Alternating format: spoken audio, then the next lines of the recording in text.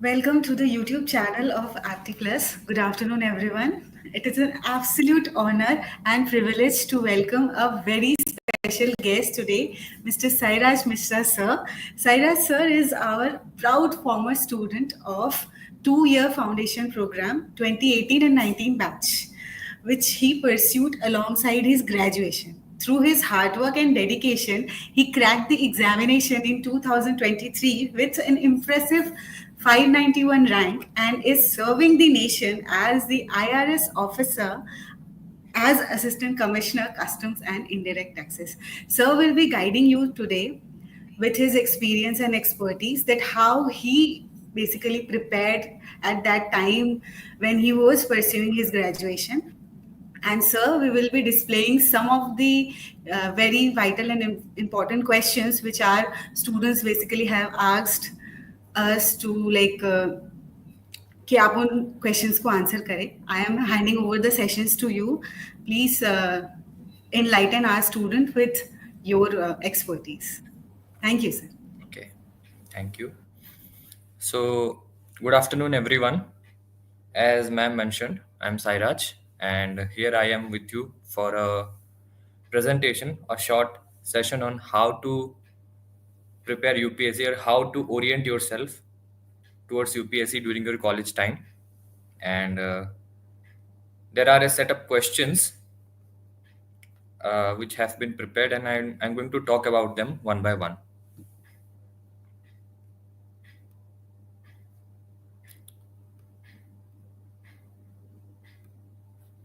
So yeah, I'm audible. If ma'am can confirm.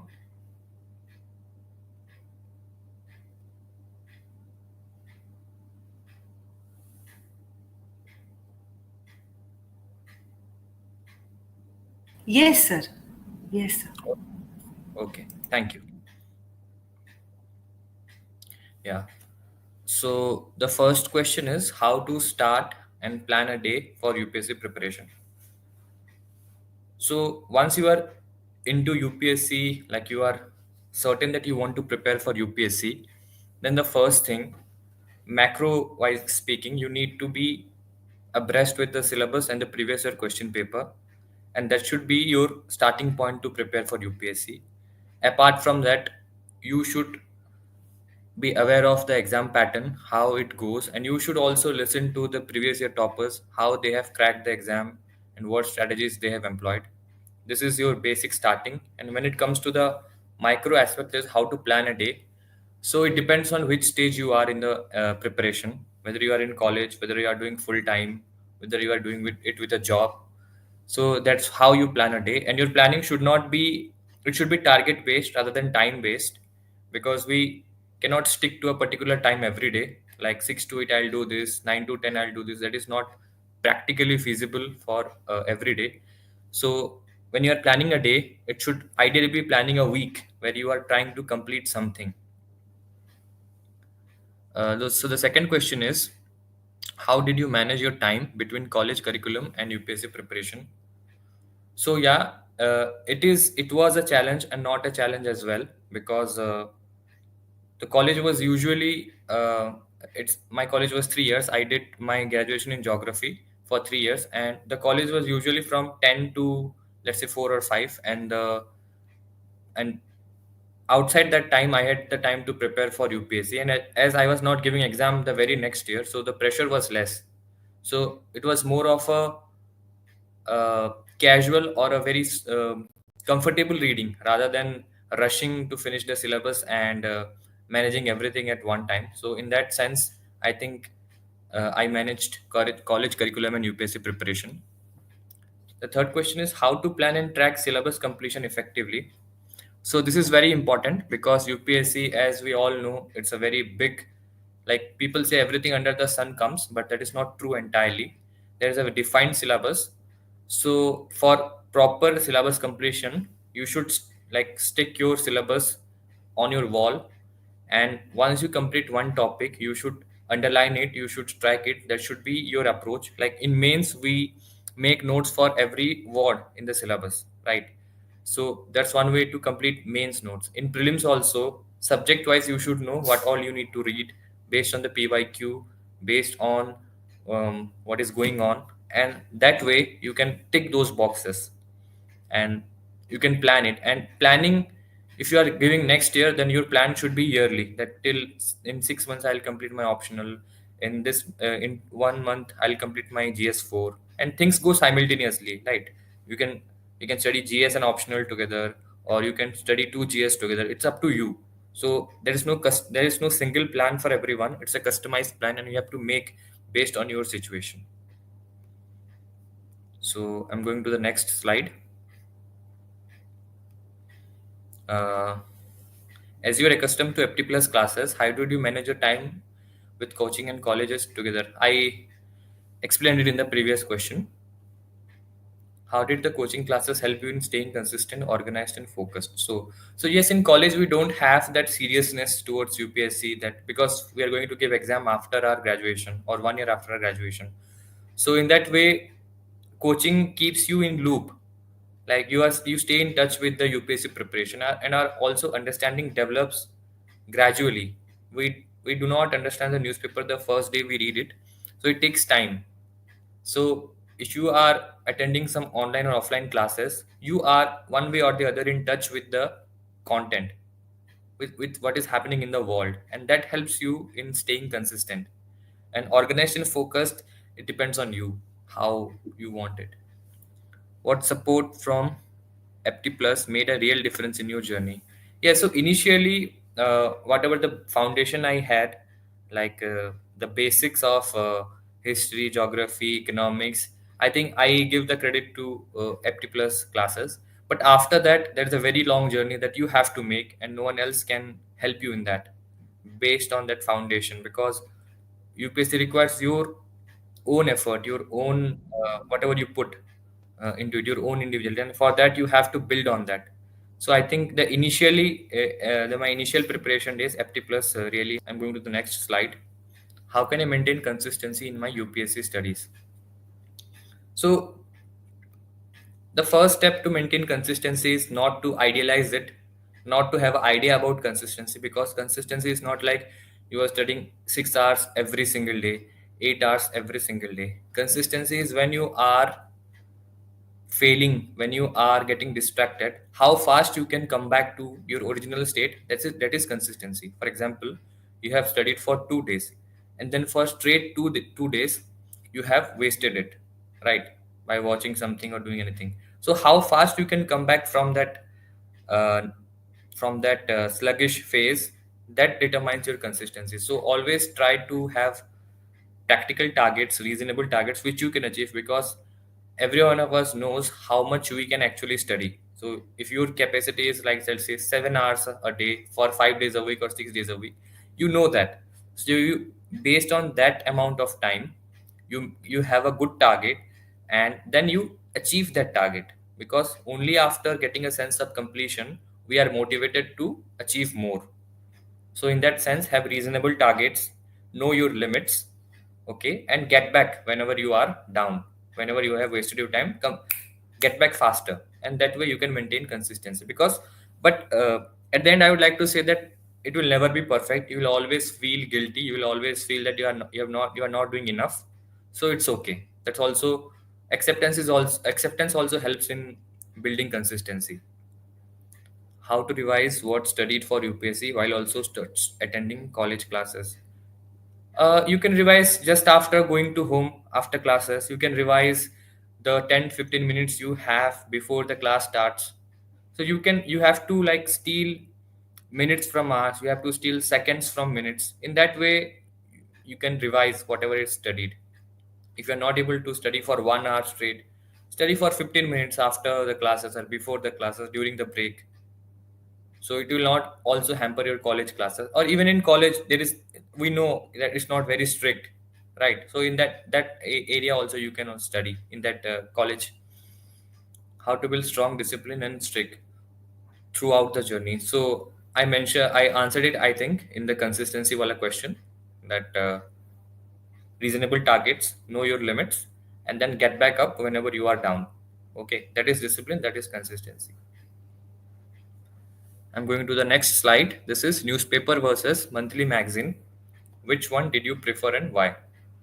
So I preferred newspaper and not exactly monthly magazine because newspaper is you are in touch with what's happening every day and it gets repeated. So if you are studying newspaper अच्छे से for 7 8 days, then the burden gets lower and lower each passing day until and unless there is some big thing coming up like budget, economic survey, or some big events. Otherwise, it's a repetition. So it helps you. It also cuts down your time and you also understand the chronology. You develop that understanding. I'm finding it hard to remember current affairs or make notes. Any suggestion? So you need not remember the current affair like properly. You need to have a broader understanding of what is happening. And also making notes. I have never made notes of current affairs because directly current affair questions don't come. Questions like what is going on contemporarily, the broader aspect of those questions come in the examination. And also if you are college students and you are going to appear, let's say, next to next year or in future, then I think you need not take the burden of making notes now. You just need to read the newspaper, understand what's going on, look at some YouTube channels where they are explaining, develop your understanding, try to speak on the topics that you are reading. Okay, so now don't take load of making notes. So that's all I would like to say. How to make effective notes, tips, formats, or tools used. Uh, there are no perfect note making strategies. Some people are pen paper person. Some people love to make notes online because they are editable. You don't need to carry it like books or bundles of sheets. So I had made notes both in OneNote, Microsoft OneNote, also offline. My mails notes were mostly offline notes, like on single sheet of papers. But you can make notes only when you have read the topic once or twice. You have understood what's there, what's important, and then only you can make notes. So it all depends on you whether you are making online notes, offline notes. It should be made only after understanding the topic, not after first reading. Do you revise your notes regularly or use ready-made compilations? See, you need to be smart. You need not make all the efforts on your own. There are compilations available as well, like the monthly magazines. If you can read from that and you can add your points there, then you need not make notes. You just read newspapers or you just read that only. So yeah, but yeah, revision is key. You need to revise whatever notes you have made, whether online, offline, whether your own or ready-made notes, or you have added over the ready-made compilation. Whatever it is, you need to revise. And regular revision does not mean every day you are reading it. You should come back to it with good interval of time, like in a week, in 2 weeks. You should come back to it. It should not become an alien thing over time. If you neglect it for a while, it will become an alien thing. So try to be in touch with your notes. How many times should we go through NCRTs? I think there is no specific answers to this, but if you are attending classes and you are getting the basics done, then reading NCRTs will be way much easier for you than reading on your own. For example, 11, 12 geography NCRT, if you read on your own, you may find it difficult to understand. But if you attend the classes, there you understand the concepts and then you go through the NCRTs, it will be way more easier. So yeah, some NCRTs, they are important for prelims. So you can go through it, like go through it 1 2 times अच्छे से, then you can read the important parts before exam, especially prelims. Should we continue reading NCRTs during the whole preparation period? It depends on you because once you read it once or twice and you have understood it, then the other readings will be easier. So yeah, because your foundation, not everyone's foundation is strong. So if you feel confident after reading NCRT, you get to understand the questions better, then you should read it. Should we start optional or wait? See, optional is very, very important. Whether you join classes or not, and good optional will like help you like anything. So I believe once you join the classes, you should start optional. Whether you should start researching about it, whether you should consult people, or you should start reading some of the uh, what the trend is going on or what do you like. You should be very conscious while choosing an optional because it can make or break your attempt in UPSC. So yes, you should not wait, and you should not be like unaware of the importance of optional. It is very very important. How did you prepare GS4? What were your sources and strategy? See, GS4 is a very crucial paper where with less preparation you can score more marks. It also carries the same 250 marks as your other GS paper for which you need to study more. So I prepared, so GS4 is a very defined syllabus.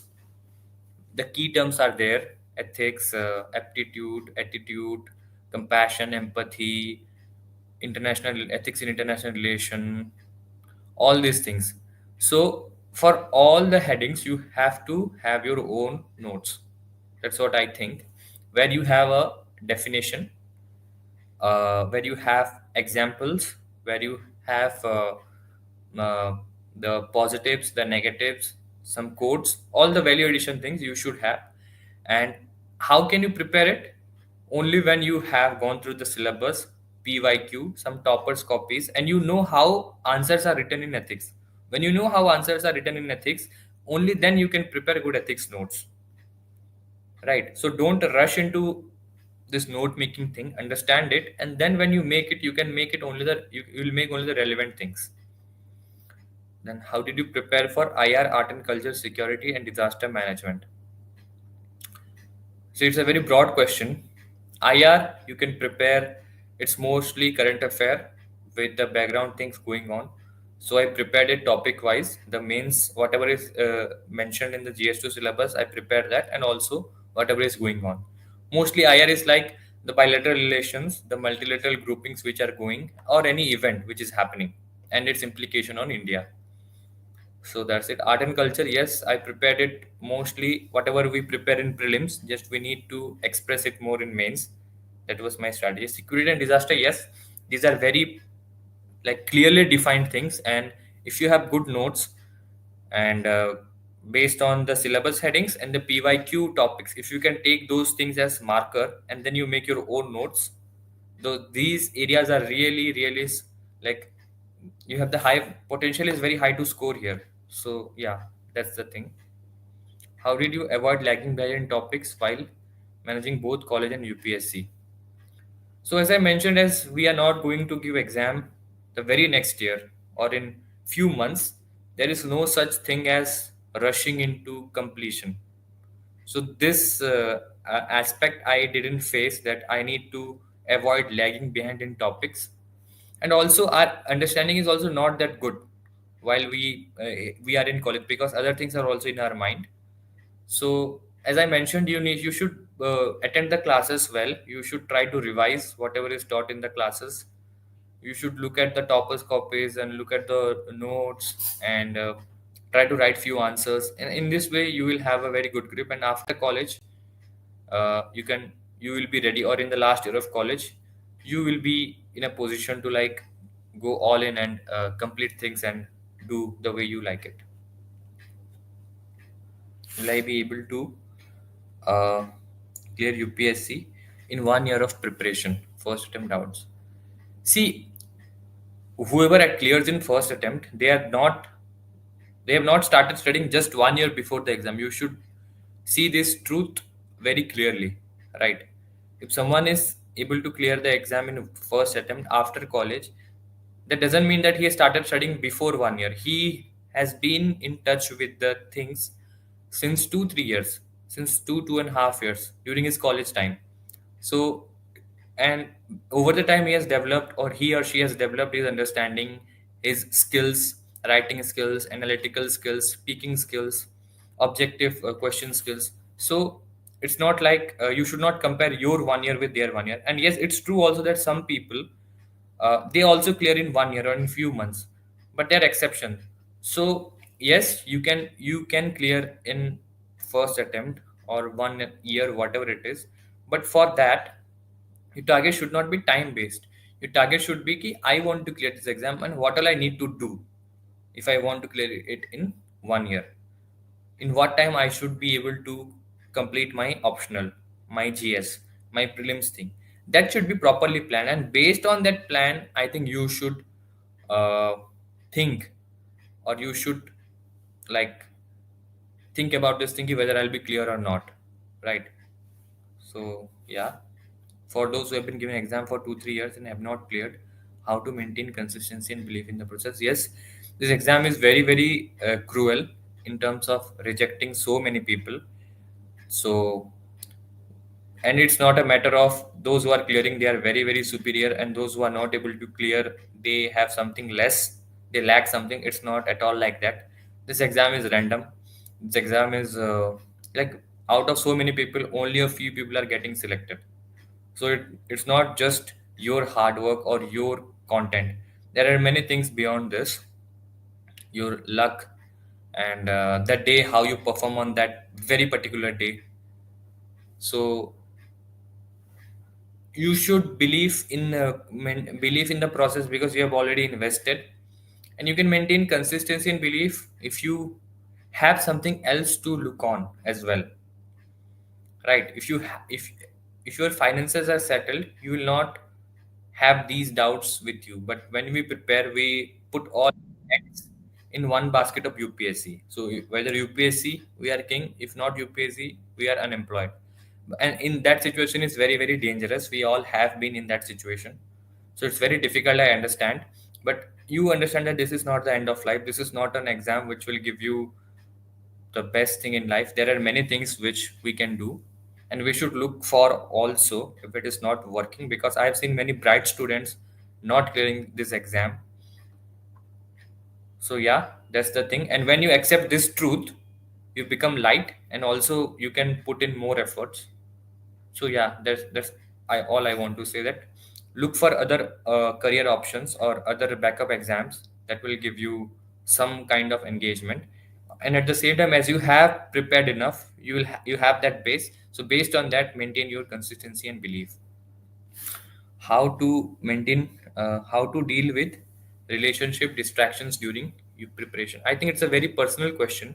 It depends on who you are, what is your relationship status, and what are the contours of it, what are the tenets of it. So I think it's not right, or it's not also correct for me to tell you anything on this.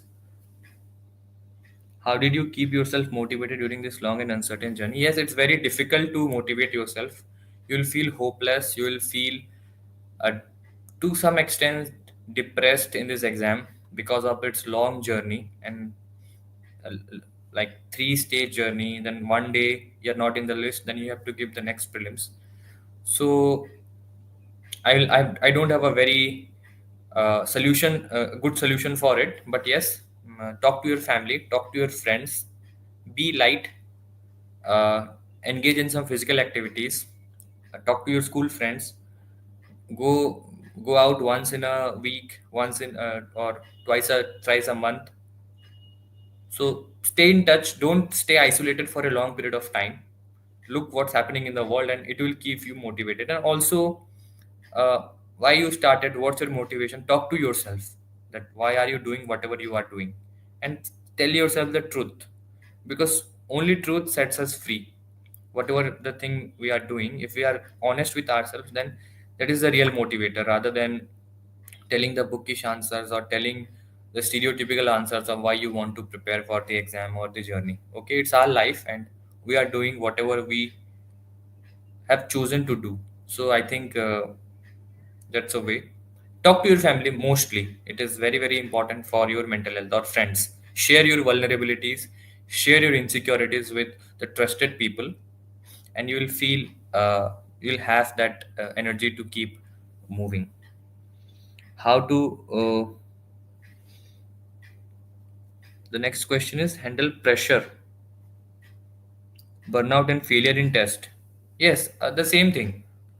Accept it, because if you are having a bad day, a failure, a burnout, you should be happy, because you understood one wrong way to not clear the exam. Okay, so every failure, so in order to win the bigger war, you have to lose some smaller battles. Okay, so these are like small battles every day: low days, burnout, failure in test, everything. So see it from that lens. So the other things will be easier for you. What did your peer group mentor small wins play in your motivation? Yes, small wins are very, very important. It may be as small as giving a 2 hour prelims test, which you have designed for yourself or scheduled for yourself, writing 5 answers in time frame, completing your target, the daily target. So these things are very, very important. Peer groups mentors, yes, if you have such peer groups mentors with whom you can discuss and share things, it's definitely a good thing. So backup exams, joined SSC CGL before clearing UPSC. What made you take that step? See, I took that step after I couldn't clear my 2022 mains. I understood that I need like a job, financial stability. That's why I gave this exam. I also gave other exams like NABARD, RBI Grade B, and in those exams, sometimes like few marks, half marks in interview or half marks in mains. In that sense, we get out, and that's how the nature of UPSC exam is as well. So yeah, that was the reason. Should we keep preparing only for UPSC or aim for SSC state pieces as exam? See, if you have financial and emotional stability, if you are secure, then you can give uh, like dedicate 1 to 2 years completely for UPSC or 3 years, whatever situation in your life it. But if you want some financial security, some psychological security, so I think these are also good exams. Like state PCS and UPSC in most states are completely same as far as syllabus and exam pattern is concerned, or 1 or 2 extra subjects might be there. So I think state PCS is the very best option after UPSC. SSC, if you are good in maths, reasoning, English, then it's also a low hanging fruit, and other exams as well, because see the overlap of syllabus, how much is the intersection between these two syllabus and how much you can manage. So based on that you can take the call when it's the right time to appear for backup exams. See, after giving 1 or 2 serious attempts, you can start for backup exam like which are completely different, like CGL, CHSL. But for like state PCS, UPSC, you can give it simultaneously because they're almost 90% same exam pattern. uh, if I talk about my state, Odisha PCS and UPSC almost same, even the exam pattern. So I think you should give it from the very first attempt. It will be like your mock test before UPSC test, and it will give you a very good confidence if you are selected there or if you progress in that exam. Manage time and mindset, multiple exams. Yes, you have to manage time. Like when the other exams are coming, you have to prioritize them over UPSC.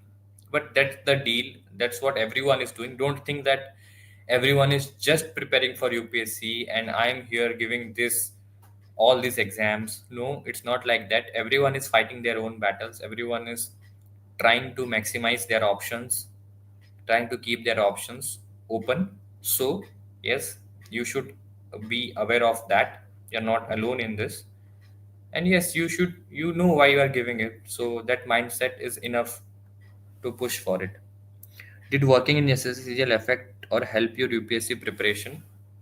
See, I joined SSC after my mains in 2023, so I just gave my interview while in job, so it didn't affect me like very significantly. uh, and I'm not sure how it helped in my interview also. But yes, the positive thing is I got to know about the office setup, the hierarchy, how people function there, how to represent myself in a professional setting. So the final advice from key do's and don'ts. So I think it's a very broad thing. Key do's are know your reason why you are doing it, be consistent, be honest with yourself, and plan plan plan. Your confidence should come from your competence. Your confidence should come from evidence, right? You should not talk like out of blue moon key, I'll clear UPSC and I'll do this, I'll do that. If you are confident about your writing skills, It's only because you just have written five answers in designated time, right? Because you just have solved the previous year question paper. That's why you are confident. So this confidence is based on evidence, based on some level of competence. So the key do's is that you should be practical, you should be realistic, and don'ts are like don't fool yourself, don't cheat yourself. Okay, don't do it for the sake that everyone is doing it. Don't do it to show others. Don't waste your time, right? The same set of things, because it's a very crucial phase in everyone's life. And if we are not being honest with ourselves, that's the biggest injustice we are doing to ourselves. So, and also don't read everything under the sun. Just So always reorient your preparation based on PYQ and syllabus. So for example, if I'm studying history, I'll first go through history PYQ of prelims and mains previous year question. Then I will read the history book. So I'll have कि मुझे क्या क्या पढ़ना है. I'll not read everything, right? Or even if I read, I'll know what are important, what are not important. So that's it. What would you have done differently if starting again? Uh, I think I would have focused more on all these things which I stressed, the basics, the PYQ, the these things. I would have thought more about choosing the optional as well, because it's a very big thing. Some are rewarding, some are not rewarding, and I would have focused more on action, like more test, more practice, more revision. That's it. One motivational message for aspirants juggling college and UPSC. See, if you're introduced to UPSC during your college time and you're juggling between it, it's a privilege. Many people get into preparation after post mid 20s. So they have other burden. If you have discovered it, if you have found it, and if you are in some way inclined towards UPSC preparation during your college time, then that's a blessing. It itself is a motivation, because you can either give UPSC based on what you feel, or you can also do your own thing, whatever you have studied. So you have your options open. You are young, you will not be judged, and so that itself is a motivation. So give it, have a learning attitude, approach this exam with a sense of curiosity and with the love for learning, and that will help you in the long run as well. So I think I'm done. If ma'am can confirm.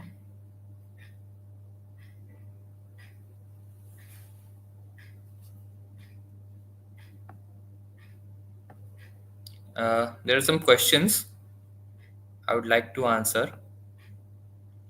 Shivjyoti Mahapatra, uh, what are your insight on time management if an aspirant is a job holder and preparing?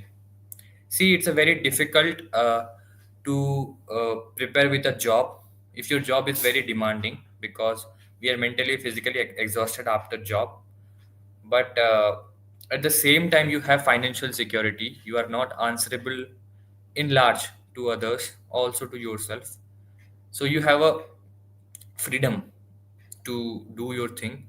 So you can allot the weekends specifically for UPSC preparation. You can, during your office hours, during breaks, or you can choose either early morning 3 to 4 hours, or in the night 3 to 4 hours for this preparation. It's very difficult, but people have done it, people do it. So you can also look for such people who have done it. You can look at their interviews, how they managed, and it will help you. Second is Devashish Kar. But which one best for current affairs, monthly and daily newspaper? See, Devashish, there is nothing best or second best in this. Whatever you read newspaper daily and watch some YouTube videos for their explanation, or you read current affairs monthly, even if you don't read, because many people have many different opinion. It's up to you. There's nothing as best. You can look for other opinions, or you can try it out for yourself. You are classroom student of APTI Plus. I was during college time. I attended the classes in my second year. So, yes. classroom student or classroom studies are very like this is basic. Beyond that, you have your optional, you have your answer writing, you have your all the things like properly making notes, then enriching those notes and all these things. So it gives a good foundation whether you take any coaching classes online offline, because especially post covid everything is so accessible. So what people are getting in Delhi, you are also getting here in some small village. So that's it. It's up to you. Basic, compulsory, and which I read in preparation. I didn't get your question, Anup.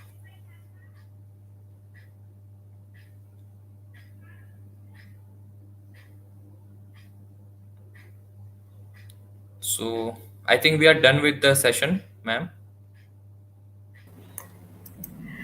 Yes sir, thank you so much कि आपने अपनी experience और अपने expertise से हमारे students को help किया। Sir, एक और क्वेश्चन है जो मिस्टर अनूप जी पूछ रहे हैं, अगर आप एड्रेस करें। जी. Uh, Ji, I didn't get this question. What is the basic, compulsory, and which I read in preparation for UPSC? So, if you're asking about the basic thing which you should read, I think it's the NCERTs. आप उससे start कर सकते हैं, basic and compulsory. फिर you can build on that based on classes, your newspapers, your optional and everything.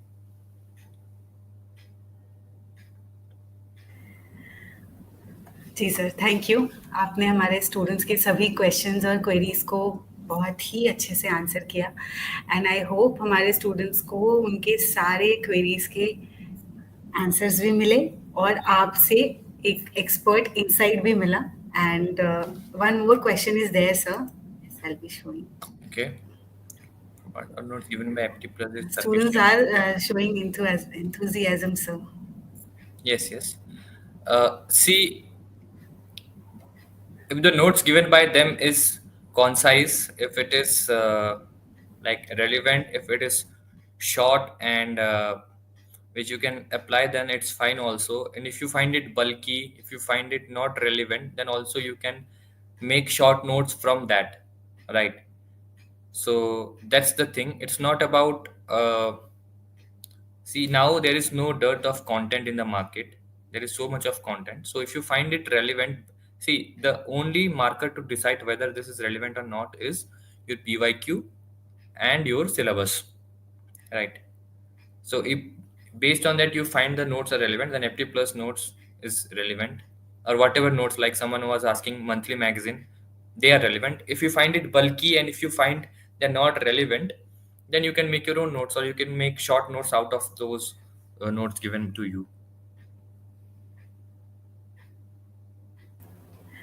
Thank you sir, आपने इतने busy schedule के बावजूद आपका टाइम दिया, ना वैल्यूएबल टाइम दिया हमारे स्टूडेंट्स के लिए, and Apti plus is honoured to have you as our classroom student. आपकी सक्सेस के लिए आपको बहुत बहुत शुभकामनाएं। जी, thank you. Thank you, Thank you, ma'am. Thank you sir. Thank you.